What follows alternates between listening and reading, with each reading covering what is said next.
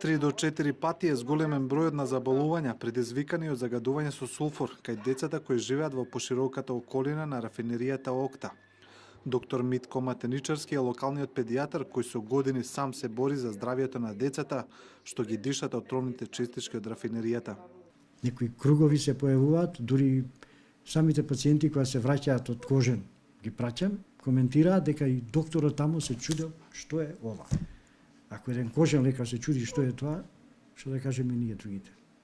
Тој вели дека неговите податоци пред неколку години ги потврдил и Републичкиот завод за здравствена заштита. Рафинеријата Окта загадува едно широко подрачје во кое живеат повеќе од 20.000 луѓе. Сепак, според доктор Матеничарски, најзагрозени од тоа загадување се оние најслабите, децата. Луѓето на блокадите ги потврдија тврдењата на докторот. Велат сега ќе ги повлечат и децата од настава.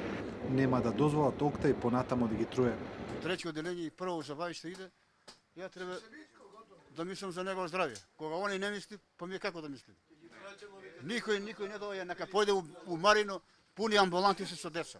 Може има преку 500 деца у школото, сите се затруени. А каналот пролази нема 10 метра од школото.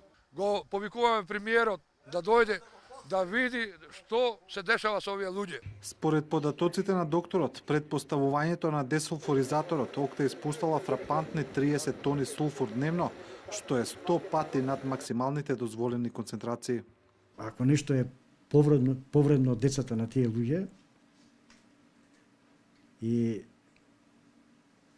не можам да зборам во што сум револтиран, апелирам до оваа власт да преземе нешто.